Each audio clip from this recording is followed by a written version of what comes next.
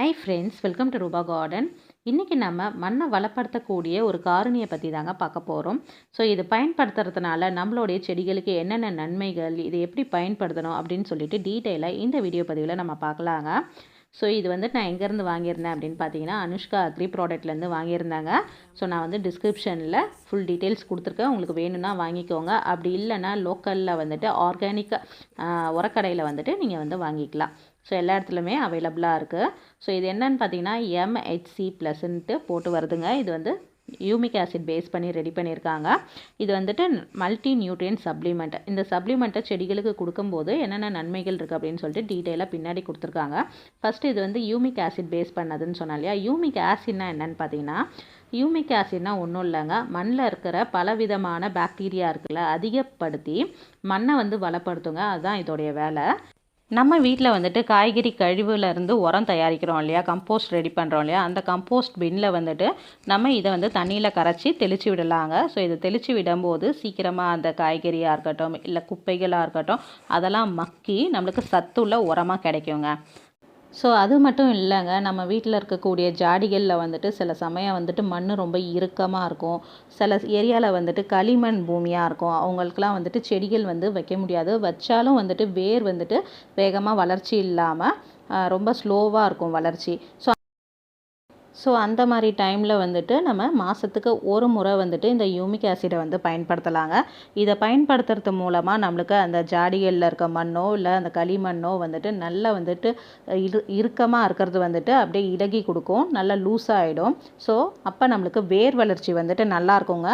வேர் வளர்ச்சி நல்லா இருந்தாலே செடியும் நல்லா ஆரோக்கியமாக பசுமையாக வளரும். ஸோ இது மாதத்துக்கு ஒரு தடவை கொடுத்தாலே போதுங்க. மண்ணில் இருக்கக்கூடிய நுண்ணுயிருக்கு இதுதாங்க ஒரு சிறந்த உணவு. இந்த சப்ளிமெண்ட்டை யூஸ் பண்ணுறதுனால என்னென்ன நன்மைகள்னு பார்த்தீங்க. இதை எப்படி பயன்படுத்தணும் அப்படின்னு சொல்கிறதுக்கு முன்னாடி இதோட விலை என்ன அப்படின்னு சொல்லிட்டு பார்க்கலாம். இதோடைய 25 கிராமோடைய விலை பார்த்திங்கன்னா 80 ரூபாய் வருதுங்க. ஸோ நம்ம எவ்வளோ யூஸ் பண்ணணும்னு பார்த்தீங்கன்னா, ஒரு ஏக்கருக்கே 100லேருந்து 150 கிராம் யூஸ் பண்ணால் போதுங்க.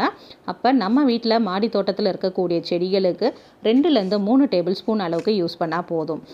செடிகளுக்கு எந்தெந்த மெத்தட்லலாம் இதை பயன்படுத்தலான்னு பார்த்தீங்கன்னா, நம்ம மாதத்துக்கு ஒரு முறை தண்ணியில் கரைச்சி ஜாடிகளில் ஊற்றி விடலாம். அப்படி இல்லைனா செடிகள் மேலே தெளித்து விடலாம். அப்படி இல்லைனா நம்ம மண்புழு உரமோ தொழு உரமோ செடிகளுக்கு கொடுக்க போகிறோன்னா அதில் 2 ஸ்பூன் இந்த பவுடரை கலந்துட்டு நம்ம செடிகளில் மண்புழு உரம் தொழு உரம் எப்பயும் கொடுக்குற மாதிரி கொடுக்கலாம். கம்போஸ்ட் பின்லேயும் கரைச்சி தெளித்து விட்டோன்னா நம்மளுக்கு சீக்கிரமாக கம்போஸ்ட் மக்கி நல்ல சத்துள்ள கம்போஸ்ட்டாக கிடைக்கும். இந்த பவுடரை பொறுத்த வரைக்கும் நம்ம யூஸ் பண்ணுறதோ ஸ்டோர் பண்ணுறதோ ரொம்பவே சிம்பிள், ஈஸிங்க. ஏன்னு பார்த்தீங்கன்னா, நம்மளுக்கு ஜிப்லாக் கவரில் தான் கொடுத்துருக்காங்க. ஸோ நம்ம 2-3 ஸ்பூன் தான் ஒரு மாதத்துக்கு யூஸ் பண்ண போகிறோம். யூஸ் பண்ணிவிட்டு அந்த கவரை லாக் பண்ணி வச்சுட்டோன்னா அடுத்த மாதத்துக்கு நம்ம யூஸ் பண்ணிக்கலாம். 25 கிராமே பார்த்திங்கன்னா ஒரு 3லேருந்து 4 மாதத்துக்கு நம்ம யூஸ் பண்ணிக்கலாம். இது இன்னொரு பெனிஃபிட் என்னென்னு பார்த்தீங்கன்னா, நம்ம இதை புளிக்க வைக்கலாம் தேவையில்லைங்க. டேரெக்டாக தண்ணியில் போட்டு அப்படியே யூஸ் பண்ண வேண்டியது தான். 10 லிட்டர் தண்ணிக்கு 1 ஸ்பூன் அளவுக்கு சேர்த்துக்கோங்க. நான் 3 ஸ்பூன் எடுத்திருந்தேன். நான் 25 லிட்டர் தண்ணி கலந்து எல்லா செடிகளுக்கும் பயன்படுத்திக்க போகிறேன். அது மட்டும் இல்லாமல் இதில் எந்த ஒரு ஸ்மெல்லுமே கிடையாதுங்க. நம்ம தண்ணி எந்த மாதிரி இருக்குமோ அதே மாதிரி தான் இருக்கும். ஸோ நம்ம இப்போ மீன் அமிலமோ இல்லை பஞ்சகாவியமோ யூஸ் பண்ணுறோன்னா அதில் லைட்டான ஸ்மெல் இருக்கும். ஸோ அந்த மாதிரி எதுவுமே இல்லை, பயப்படாமல் நம்ம யூஸ் பண்ணலாம். அதே மாதிரி இந்த கருப்பாக இருக்கு இல்லையா, அதனால் நம்ம கையிலலாம் ஒட்டிக்குமோன்ட்டு அந்த பயமும் கிடையாது. அது மாதிரிலாம் எதுவும் இல்லை. மாதத்துக்கு ஒரு முறை கம்பல்சரி உங்களுடைய செடிகளுக்கு ஹியூமிக் ஆசிட் லிக்விடை நம்ம ஒரு ஜக்கு அளவுக்கு கொடுக்கலாங்க. இந்த மாதிரி கொடுக்கறதுனால நம்மளுடைய செடியோட வளர்ச்சி நல்லாவே இருக்கும். நல்லா க்ரீனிஷாக இருக்கும். அது மட்டும் இல்லாமல் அந்த தண்டுகள்லாம் நல்லா ஸ்ட்ராங்காகும். வேர் வளர்ச்சி நல்லாயிருக்கும். இதனால் நம்மளுடைய செடிகளில் காய்கள் பூக்கள்லாம் அதிகமாக இருக்கும். நம்ம வீட்டில் இருக்கக்கூடிய எல்லா வகையான செடிகளுக்குமே இந்த லிக்விடை நம்ம பயன்படுத்தலாம்.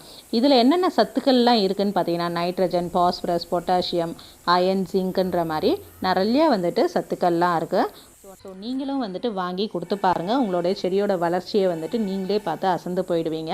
ஸோ பூக்களும் அவ்வளோ அழகாக அதிகமாக பூக்குங்க. நல்ல கலர்ஃபுல்லான பூக்களாகவும் இருக்கும். காய்களும் ரொம்பவே டேஸ்டியான காய்களாக இருக்கும். ஸோ நீங்கள் வாங்கி ட்ரை பண்ணி பார்த்துட்டு ரிசல்ட் எப்படி இருந்தது அப்படின்னு சொல்லிட்டு மறக்காமல் ஃபீட்பேக் கொடுங்க. ஸோ இந்த வீடியோ உங்களுக்கு பிடிச்சிருக்கும்னு நினைக்கிறேன். அப்படி பிடிச்சிருந்தனா லைக் பண்ணுங்கள். உங்கள் ஃப்ரெண்ட்ஸ் அண்ட் ரிலேட்டிவ்ஸ்க்கும் மறக்காமல் ஷேர் பண்ணுங்கள். தேங்க்யூ ஃபார் வாட்சிங்.